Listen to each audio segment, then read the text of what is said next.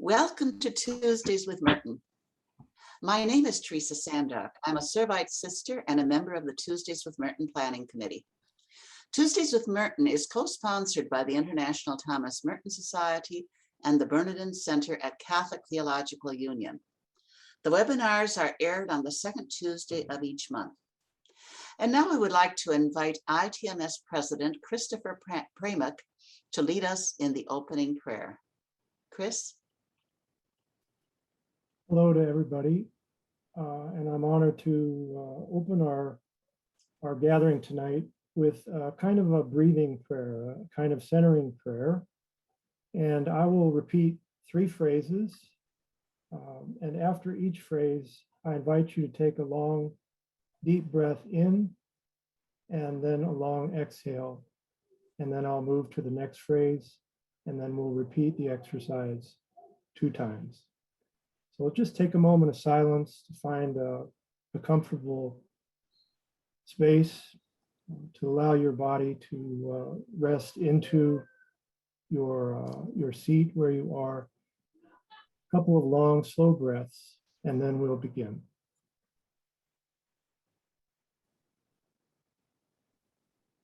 That I may see.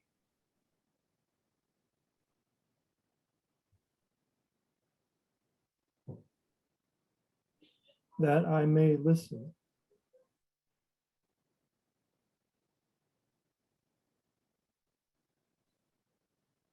That I may hear.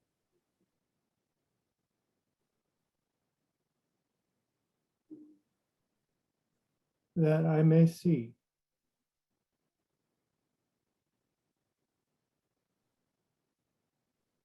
That I may listen.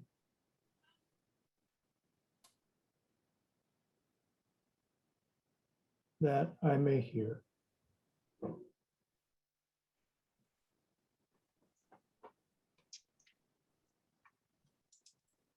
Thank you. Thank you, Chris, for that lovely meditation.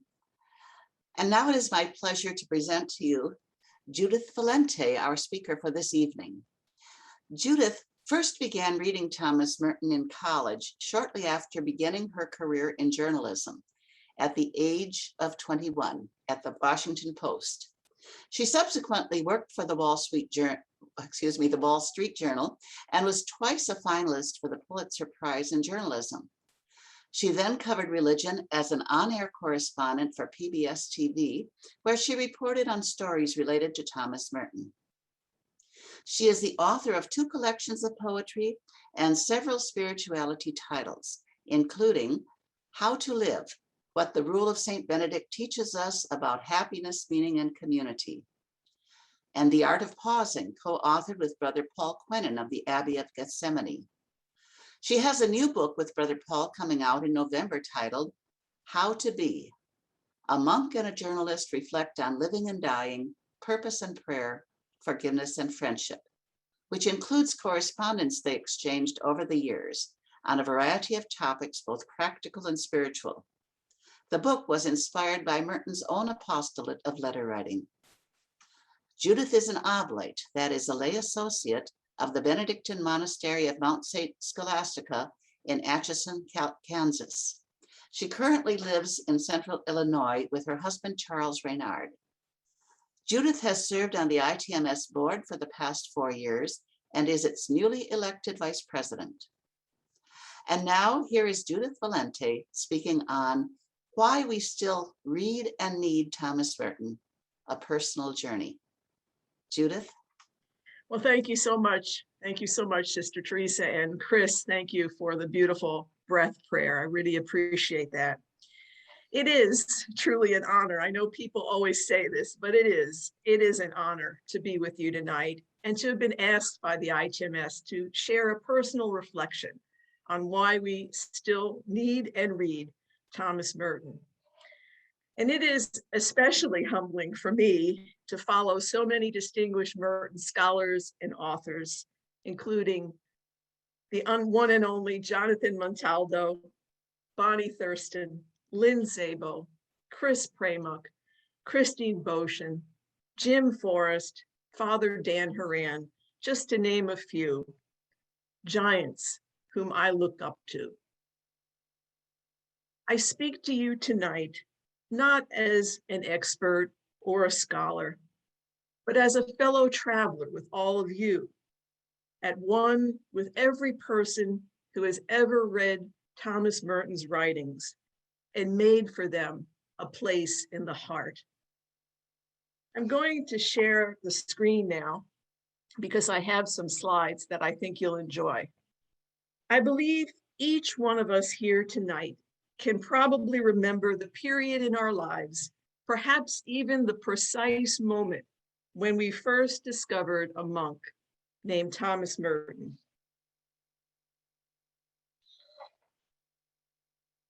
Once we hear Merton's voice speaking to us from beyond the grave, beyond time, into the depths of the heart, it is as though he takes us by the hand and never again leaves us to make our way alone.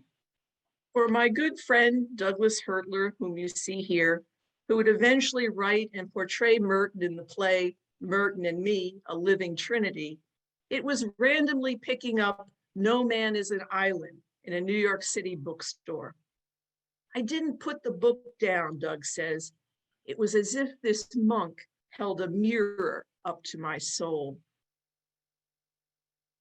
For my beloved mentor, Mike Brennan, Chicago ITMS chapter president, seen here behind some stonework in Merton's Hermitage, it was as a 19-year-old on retreat, hearing for the first time Merton's famous, "My Lord God, I have no idea where I am going" prayer. It was like a lightning bolt, Mike recalls, so different from the rote prayers I learned in Catholic grammar school.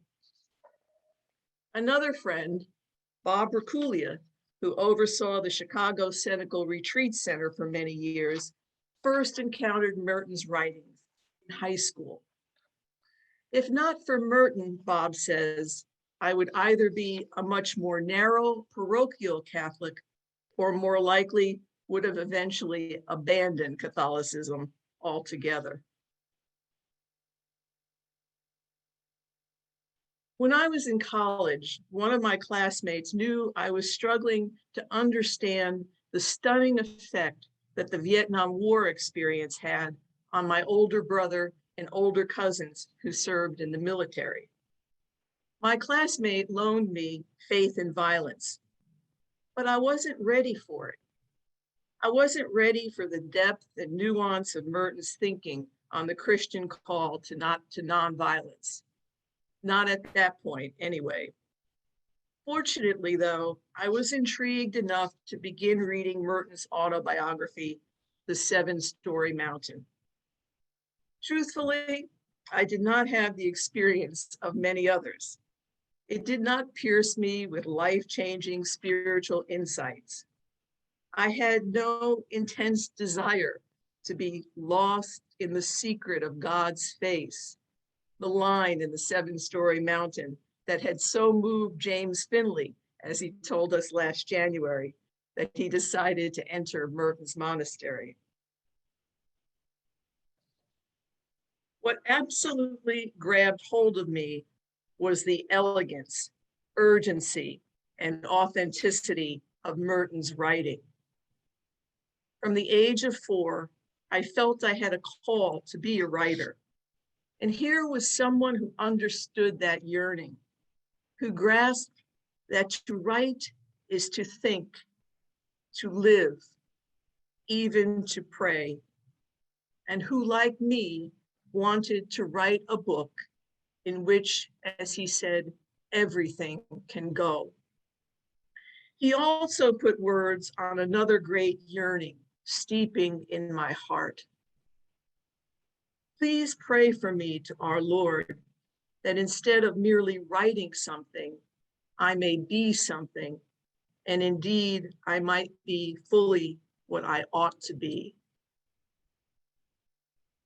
Merton was one of the reasons I wanted to study in France during my junior year in college. So working after school in a candy shop and on weekends in a clothing store, I finally saved enough money to enroll at the Sorbonne. I told one of my theology professors back home that I planned to visit all the places Merton had been in his early years in France: Prague, Montauban, Saint-Antonin. But the lure of Paris for a 19-year-old, not to mention a lack of funds, short-circuited those plans. And that particular pilgrimage remains to this day on my bucket list. Still, the author of The Seven-Story Mountain was already tutoring me through his writing. He showed me that the best writers are like investigative reporters, exploring the well-lit and shadowy corners of the soul. In more intimate moments in his writing, Merton is haughty, self-indulgent, petulant, stubborn, and impatient. Not very good traits for a monk, but also searching, poetic, funny, self-deprecating, in love with God, but also eminently human. Perhaps the most valuable literary lesson he imparted is that when I make myself vulnerable in my writing, I give permission to others to see in my struggles the narrative of their own lives. Merton excelled at this. In one of the many passages in The Seven-Story Mountain I find quite moving, Merton recalls a childhood memory when he and some friends are building a hut near his grandparents' house, and his little brother, John Paul, seen here, wants to join in. The picture I get of my brother is this little perplexed 5-year-old kid in short pants and a kind of leather jacket, standing quite still. We shout at him to get out of there, to beat it, to go home, and wing a few more stones in his direction. And he does not go away. There he stands, not sobbing, but angry and offended and tremendously sad. He can't understand why this law of love is being so wildly and unjustly violated. Many times it was like that. Merton's brother, as we know, would later die in World War II at the age of 24 when his aircraft crashed into the sea. Many times as the youngest grandchild in the family, I endured the kind of hazing John Paul experienced. But this passage also makes me shudder to think how many times I had been like those older boys, lobbing metaphoric stones at others more needy and more vulnerable than I, those who needed my attention, thus wildly and unjustly violating the law of love.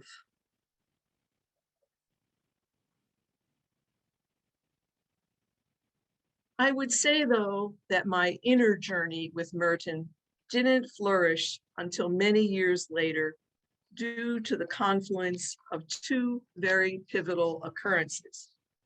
First of all, I began spending extended periods of time at a Benedictine monastery in Atchison, Kansas, seen here, after the sisters there had invited me to speak on one of my books at their college. It was the first time I personally experienced the deep prayer and community life of a monastery. And secondly, around this same time, I was assigned by my employer, PBS TV, to report a segment on the occasion of Merton's 40th death anniversary. That visit to Gethsemane proved transformative. It was my first encounter with Brother Paul Quinnan, who many of you know, who had been a novice under Merton, who would become a cherished friend, mentor, and my writing partner on 2 of my books. But just as life-changing was being able to stand inside the shed Merton dubbed St. Anne's, where he wrote Thoughts in Solitude. To sit quietly on the chair of dreams that you see here on the porch of his hermitage and experience the woods, the peace of the woods that he felt there. And to see at Bellarmine University his journals, written in his own minimalist handwriting in old ledger books.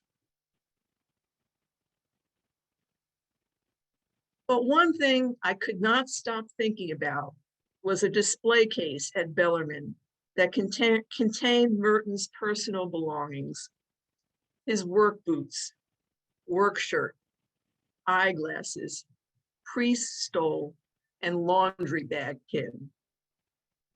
Here was one of the most famous people in America, someone who in another context would have been very well off financially from the proceeds of his writing. Yet the sum total of his personal possessions came down to a handful of items. Makes you think. This was the period when I plowed through all 7 of the personal journals and the Asian journal, as well as any other titles I could get my hands on. And this is when I saw so clearly why nearly every serious spiritual seeker eventually finds his or her way to Merton. First, Merton speaks of God in unconventional and mind-expanding language as the immense silence, the primordial unknown, the nameless one, the one who is all, and my personal favorite, mercy within mercy within mercy. It seems that throughout history, faith traditions run astray when they neatly and narrowly try to define God as if God is a commodity we can mass produce and package inside of a cereal box. In the last few weeks of his life on the Mim tea estate in India, Merton wrote about the dangers of feeling so certain that we have found the key to faith, that this is it, as he said, this is the door, as he put it. But he adds, do not pin your hopes on the possession of a key. Merton helped me see that doubt is not only acceptable, it is healthy. Today, everybody is fighting over who is right, he says. Every side claims to have the answer. This is one of the religious facts of our time. It doesn't matter who's right. God is right. Hang on to the Lord at the deeper level and let all the others yell.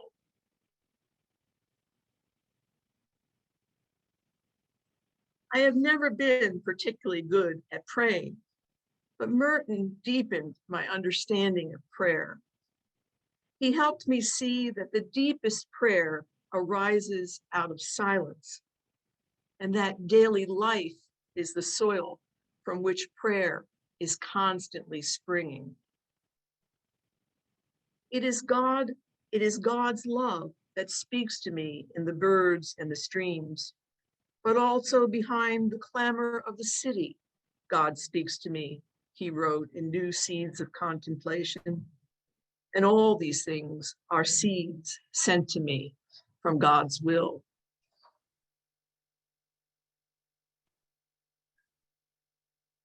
Merton taught me to find in nature a willing and companionable spiritual director.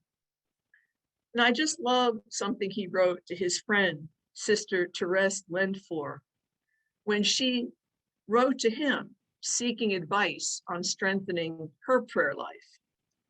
His guidance was perfect for a rather imperfect prayer like me. And he wrote, Have you a garden or somewhere that you can walk in by yourself?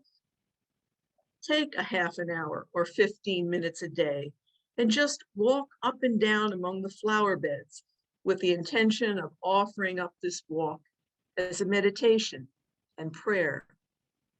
Do not try to think about anything in particular. Our Lord is with you. The passage in which he defines his own prayer life is now so famous, mostly everyone here tonight can probably recite it by heart. What I wear is pants, what I do is live, how I pray is breathe. I often joke that I suffer from a dual diagnosis, workaholism and overachieverism. In this, Merton and I are soulmates. He produced an average of 2 books a year, wrote 20,000 letters, and joked that editors thought he secreted articles like perspiration. Yet Merton also understood that overwork is a form of violence, a violence we do to ourselves by running on a continuous mouse wheel, as so many of us do. There are times, he wrote, when in order to keep ourselves in existence at all, we simply have to sit back for a while and do nothing.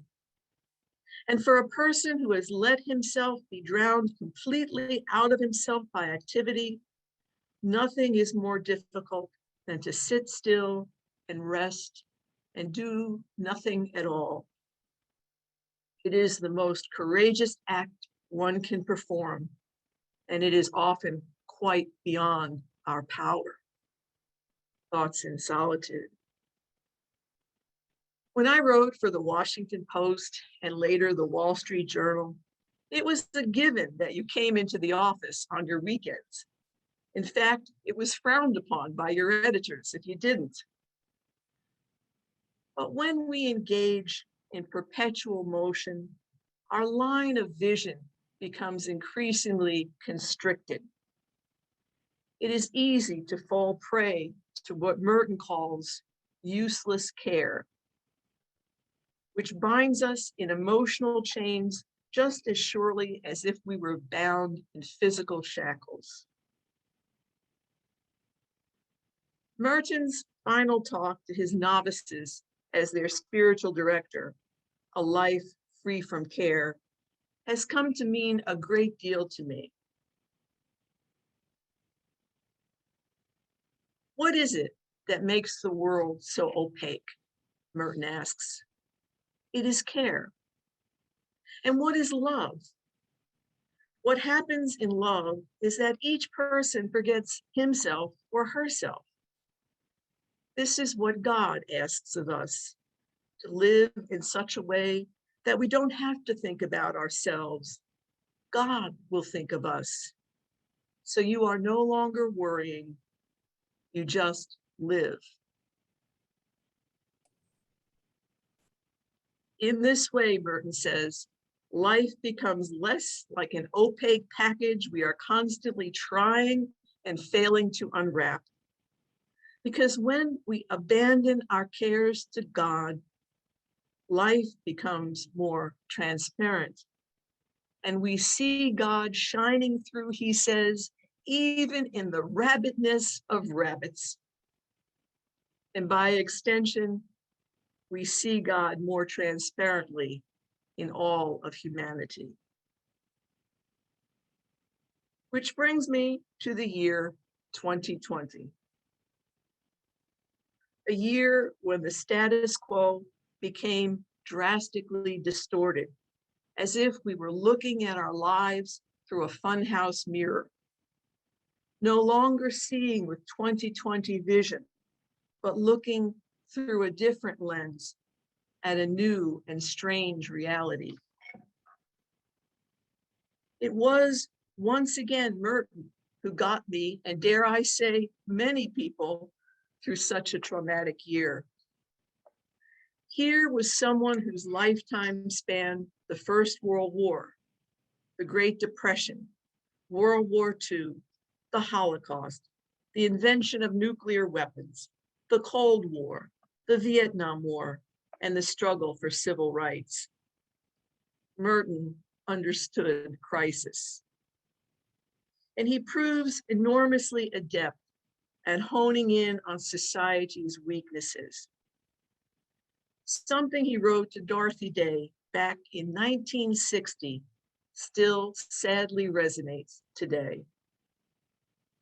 We, society at large, have lost our sense of values and our vision. We love fatness, health-bursting smiles, the radiance of satisfied bodies, all properly fed and rested and sated and washed and perfumed and sexually relieved. Anything else is a horror and a scandal to us. How sad, for I am part of the society that has these values, and I can't help sharing its guilt, its illusions. When I read that passage, I can't help but think of the armed protesters who showed up at some state capitals last spring in the midst of the pandemic to demand the opening of schools and businesses. Or of Texas's lieutenant governor, who speculated that grandparents would prefer to die of the coronavirus if it meant keeping the economy humming for their grandchildren. We now know that the Trump administration hid what it knew early on about the deadly nature of the coronavirus. And still today, high-profile people in media and politics, and even some medical personnel continue to spread misinformation about the virus and vaccines. And some have even tried to rewrite what transpired at the US Capitol on January 6th, excuse me, something the whole world saw unfold on TV. Here's Merton back in 1968. I think the most dangerous thing in the world is the stupidity and moral blindness of the American leaders today.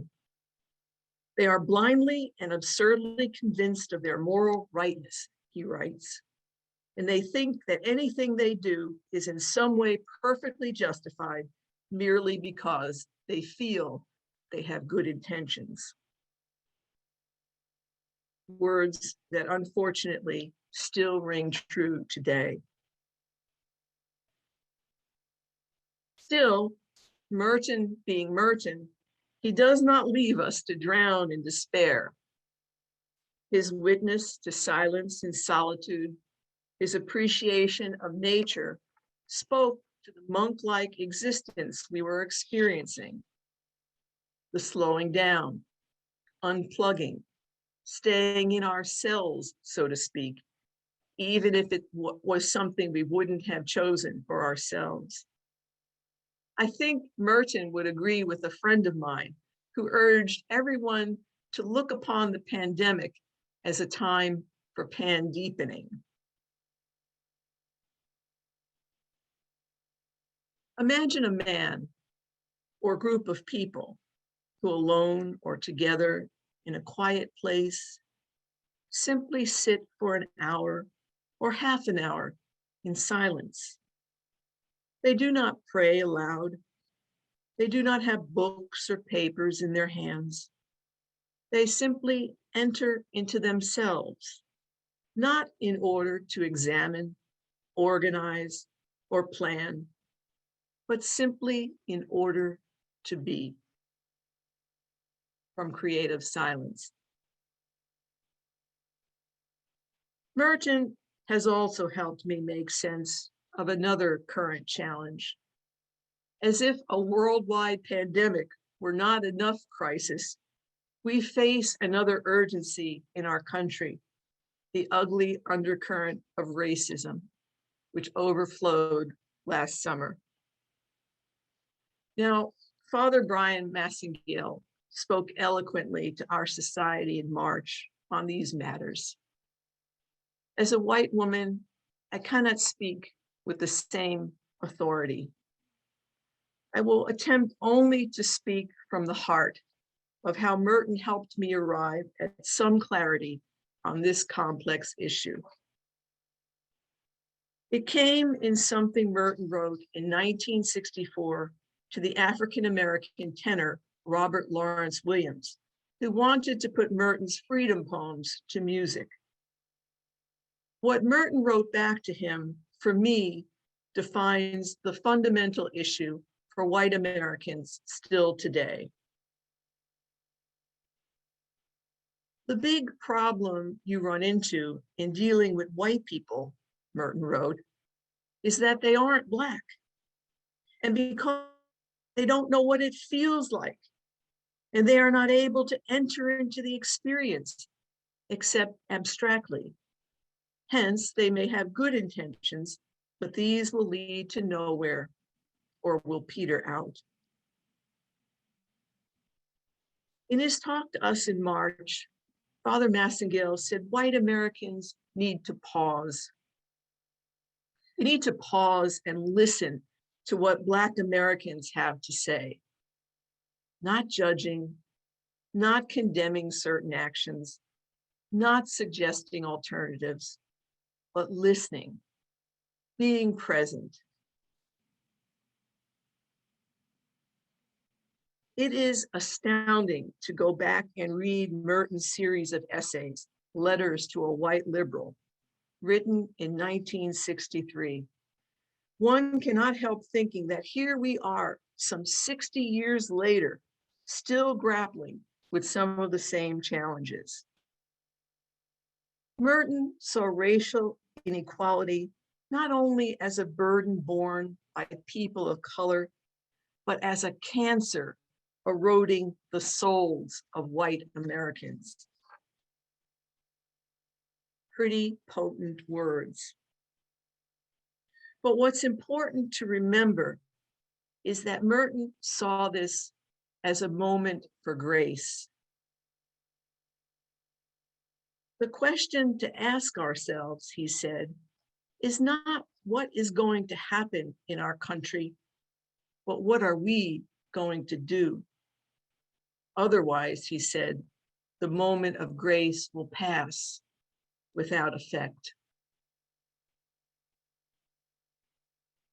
Merton didn't get everything right about race, as Father Massengale pointed out in his talk, but he got a lot right.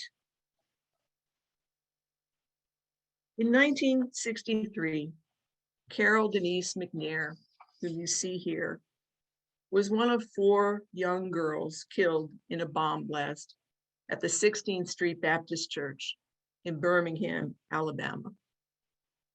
Merton saw this photo in Look magazine and was so moved, he cut it out and kept it.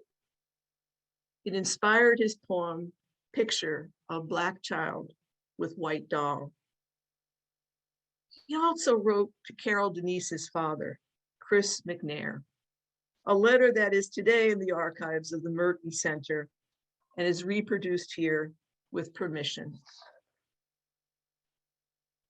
And in the last paragraph, Merton writes, the mercy and goodness of the Lord chose Carol Denise to be with him forever in his light and his love. Nor is Carol Denise forgotten on this earth. She remains a witness to innocence and love and an inspiration to all of us who remain to face the labor, the difficulty, and the heartbreak of the struggle for human rights and dignity. Be assured of my deep respect.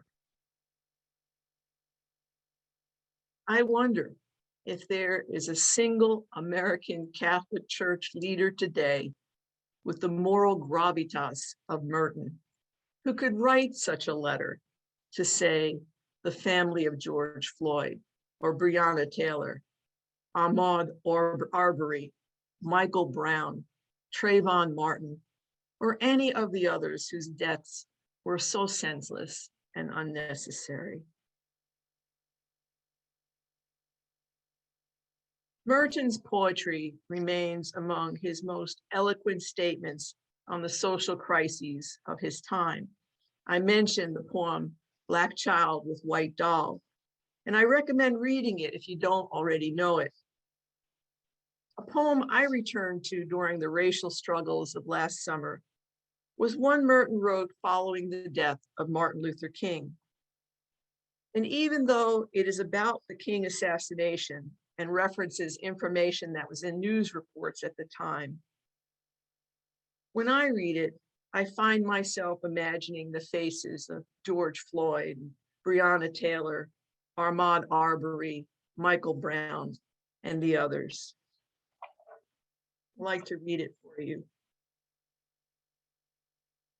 April 4th, 1968. On a rainy night in April, when everybody ran, said the minister, on a balcony of a hotel in Tennessee, we came at once upstairs. On a rainy night in April, when the shot was fired, said the minister, we came at once upstairs and found him lying after the tornado on the balcony. We came at once upstairs. On a rainy night, he was our hope, and we found a tornado, said the minister, and a well-dressed white man, said the minister, dropped the telescopic storm. And he ran, the well-dressed minister of death. He ran away, said the minister. And on the balcony, we found everybody dying.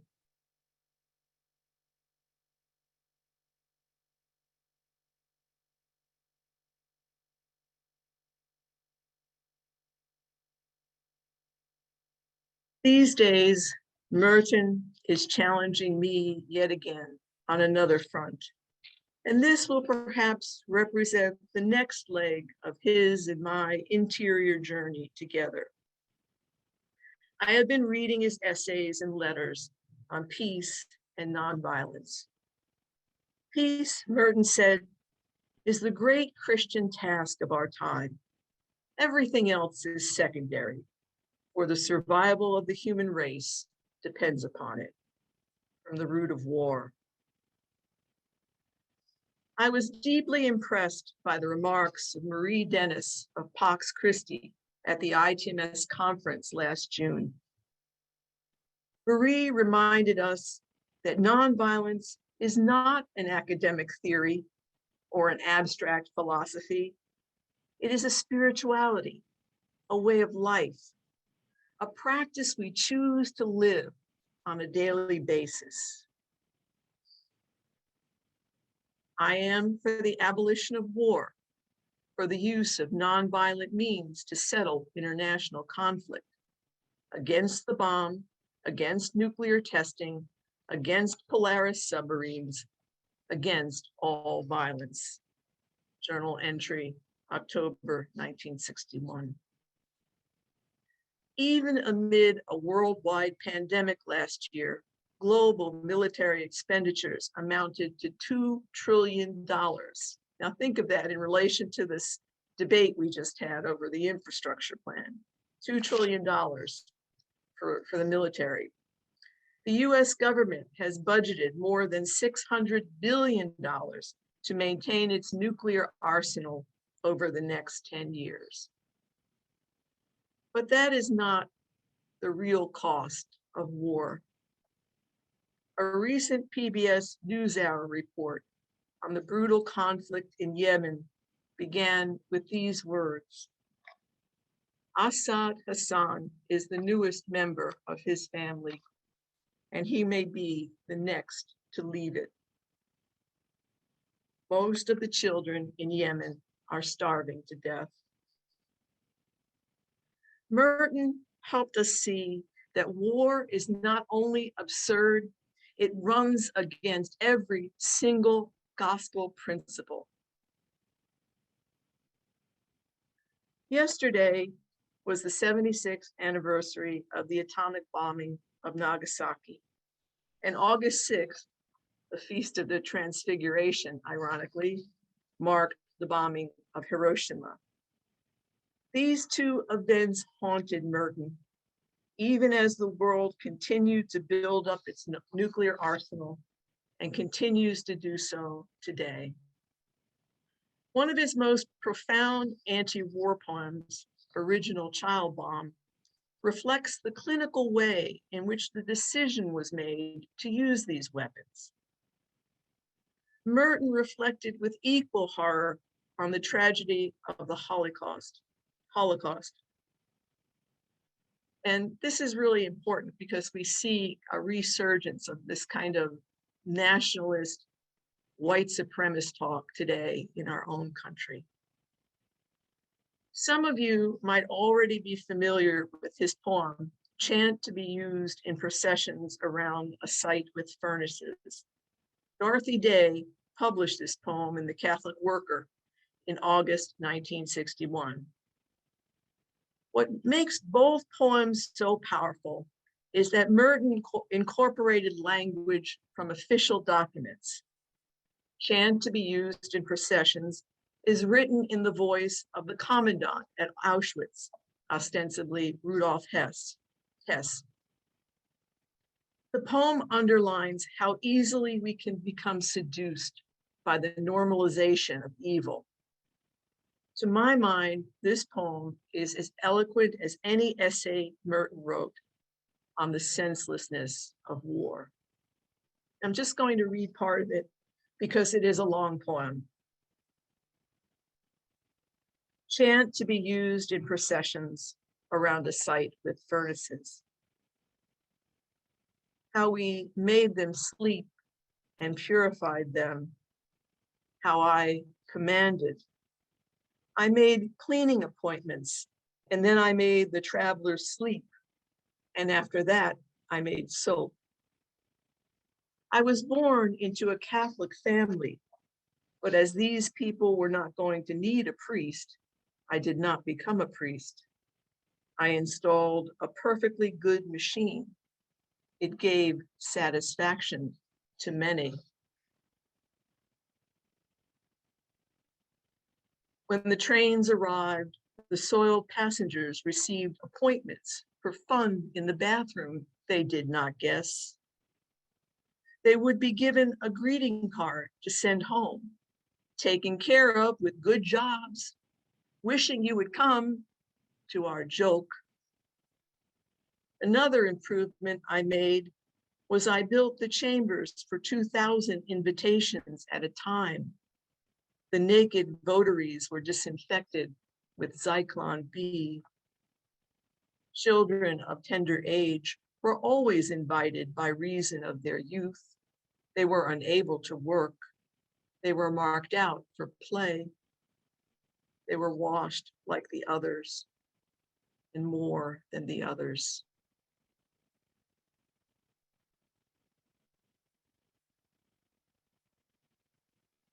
As you see in this poem, and throughout his entire life, Merton remained, in his words, the voice of a self-questioning person who struggles to cope with turbulent, mysterious, demanding, exciting, frustrating, confused existence.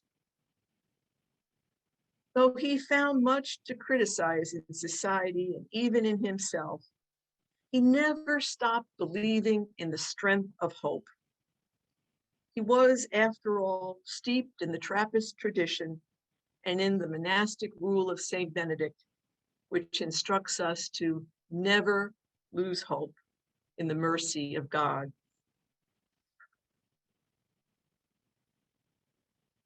People seem to think that it is in some way a proof that no merciful God exists if we have so many wars.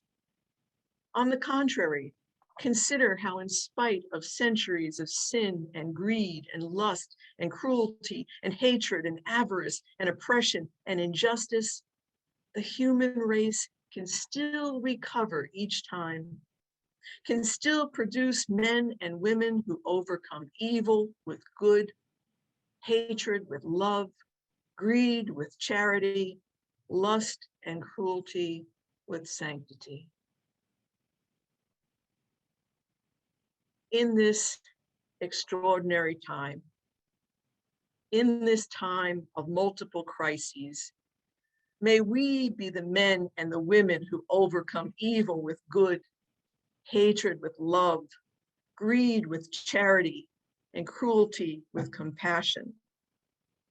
Let us be like Merton, seeking, questioning, and looking for the face of God in even the darkest places and in the darkest of times. And so, to recall Merton's ending to the 7-story mountain, sit finis libri, non finis quaerendi. This is the end of the book, but not the end of the searching. May Merton inspire all of us to never stop searching. Thank you for your kind attention this evening, and thanks be to God.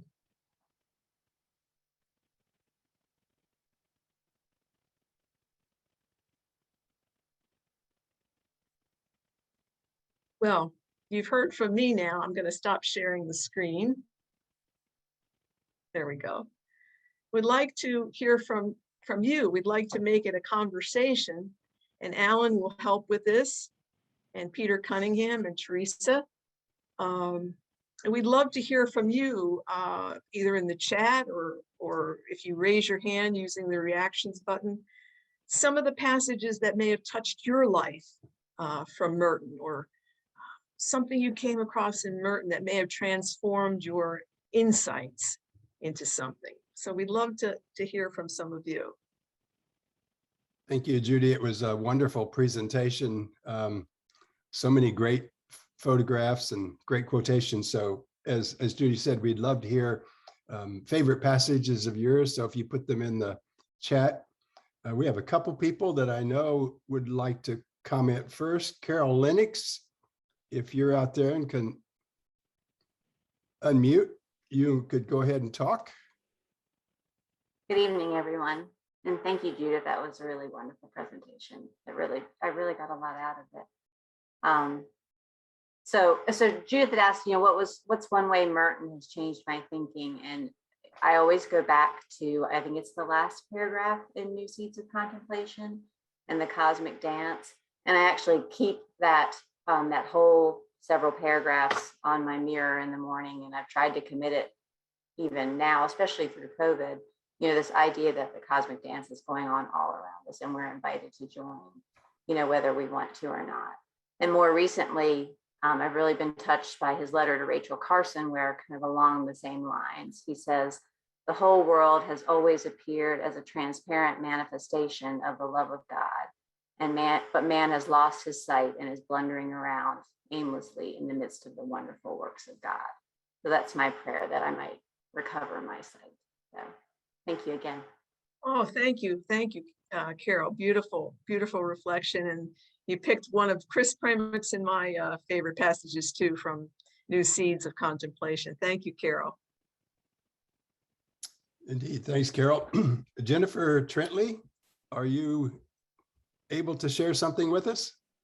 Yes, I'm here. And yeah, Judith had also asked me, and my quote is also from New Seeds. That's one of the books that's made a big difference, and the whole idea of living authentically and moving towards your true self. And so this quote, according to Merton, contemplation is awakening, enlightenment, and the amazing intuitive grasp by which love gains certitude of God's creative and dynamic intervention in our daily life. And I just love this because there's no formula, and creativity has become a big part of my spiritual practice. I do contemplative art. And also as a spiritual director, I have many people that come to me with these ideas. Oh, but I can't sit for 10 minutes a day, and I can't do this for a half an hour. And so just knowing that Merton is offering the idea that, you know, that God intervenes in our daily life, and it's up to us to awaken to it, but it can come across we can experience in many different ways. And thanks again, Judith, for your wonderful presentation and personal insight. Thank you, Jennifer. Indeed. Thank you, Jennifer. And if others want to either raise your hand so that we could see you would like to comment on something, or put something in the chat. And in the meantime, maybe Judy, I could ask a follow-up question. You said so much that I'd love to hear you elaborate on, but one of the ideas, I've never heard of it, is this pan deepening. Yeah.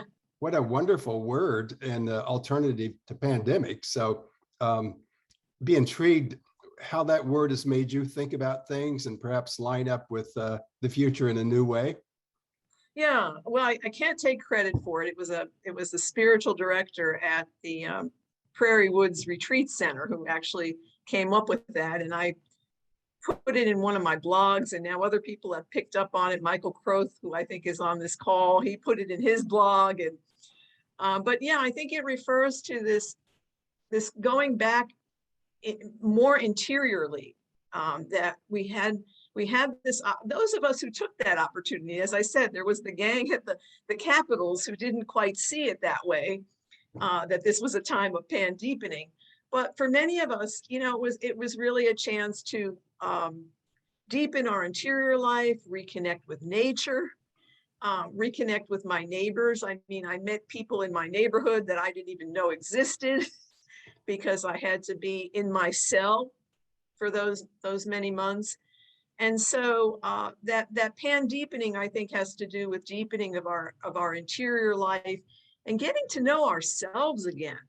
I hope that was one of the outgrowths of the pandemic that people enjoyed. That was one of the benefits, as isolated and perhaps as lonely as it was. And it's interesting, you know, Merton's writings really change when he goes to live in the Hermitage for full time, and that deep connection with nature really changes him. So he underwent his pan deepening. Another thing I'd love to hear you comment a bit on, you've been doing Merton for quite a long time now. What is it about Merton that sustains you and is likely to sustain you through the rest of your life? I often feel he's speaking directly to me. And I think that's the experience that many people have. And it goes back to what I said at the beginning of the talk, that when, you know, he made himself extremely vulnerable in his writing. I think someone said, you know, the man never had an unrecorded thought. And he, you know, he wasn't afraid to let those less than beautiful aspects of himself come out in his writings. And I think that's too, it gives us permission to look at those, what I call the shadowy corners of the soul in ourselves. So those would be some of the things that makes him such a good companion, especially in times of crisis. Mm-hmm. And perhaps related to that, I know you've been doing a lot of work with Brother Paul. That's no doubt prompted many sidebar conversations that all of us would be happy to be a part of. Can you talk a bit about what it's been like to work with him, who in some ways is living at least a similar life to Thomas Merton and who knew him?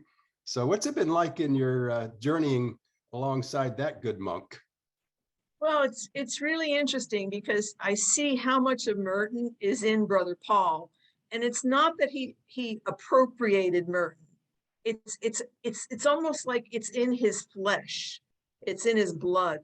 And in our new book, you know, there's a lot of Brother Paul's letters to me in our new book, How to Be, and it's amazing how in preparing for this talk, I was really delving into Merton's journals again, delving into conjectures of a guilty bystander, and how much I was remembering from Brother Paul's letters that he wrote to me and how similar he sounded to Merton.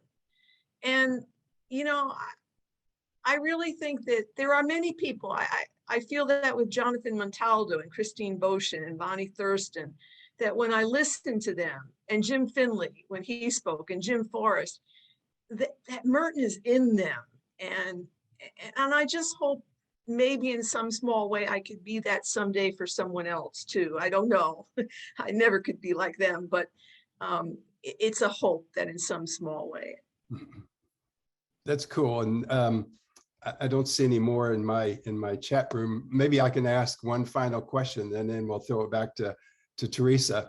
As we look at the future, obviously you and I are on the older end. One of the questions that we have in the Merton Society is how do we expose the younger generation who's not going to grow up at least knowing somebody who knew Merton? Any clues as to how you may be doing it and how others may be doing it? Well, I mean, a good person, and he might be on this call, is Doug Hertler. I think you give them Merton. I think you give them letters to a white liberal. If you want to understand what's happening with Black Lives Matters, read Letters to a White Liberal. If you want to understand these debates that we're having about how much we spend on the military, read his essays in Faith and Violence and some of the letters that he wrote to Dorothy Day. He's extreme. The idea about Merton is he's extremely relevant for whatever time you're in. I don't know how he does it, but he is. And when Julianne Wallace spoke, she responded, I think, to Jim Forrest's talk that he gave at his Tuesdays with Merton. She said that he's speaking to me. He's speaking to our times, and I think that's what we have to put forth to the kids, maybe even more so than 7-Story Mountain or Thoughts in Solitude and New Seeds, is his relevance to these justice issues of today. Sorry, Teresa, I'd like to ask one more because Chris Pramuk has asked a question of us that I'd love to hear you talk about. He's interested in you sharing a bit more about your friendship with Brother Paul, and particularly how has the letter writing, as it was with Merton, deepened and broadened your own relationship with God? Yeah, well, a lot of it, okay, those are two questions. I think Brother Paul and I connected on poetry because although, I've been a journalist professionally, poetry was always my first love. It was my first love as a writer. And I've published 2 collections of poetry, and Brother Paul and I connected on that level.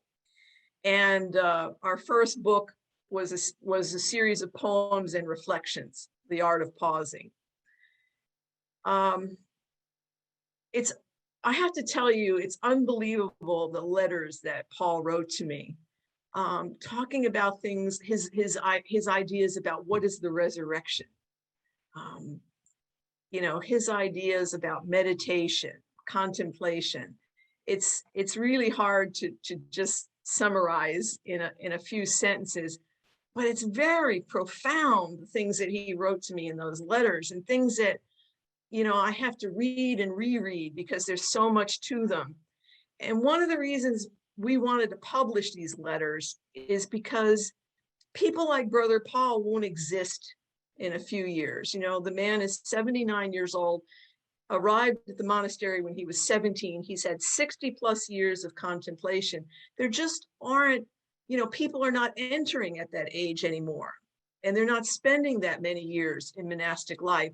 So I wanted some vehicle to get that wisdom down, to preserve that wisdom. And, letter writing was the vehicle that we chose. And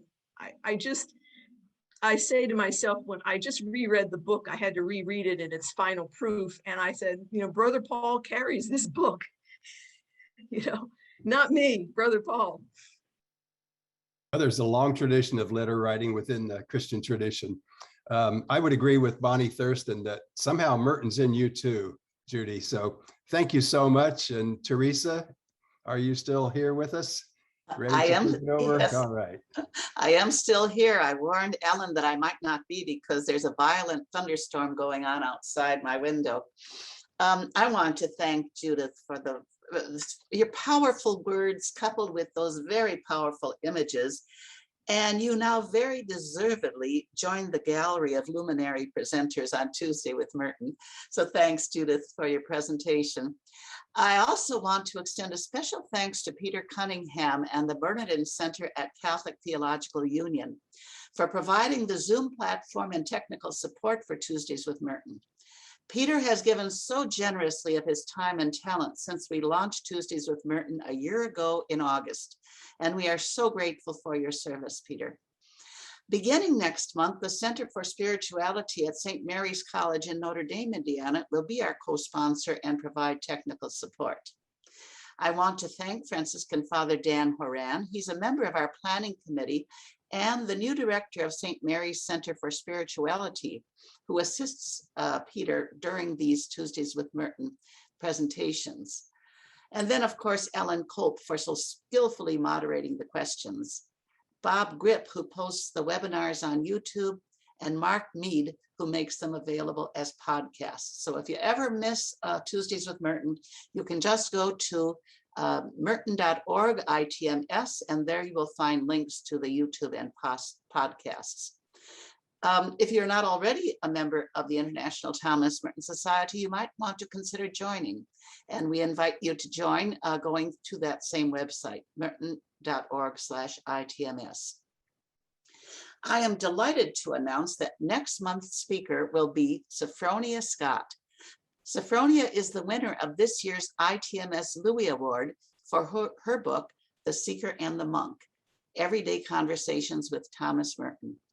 The registration link for her presentation will soon be posted on the ITMS website. So now, goodbye, stay safe, and we look forward to seeing you in September.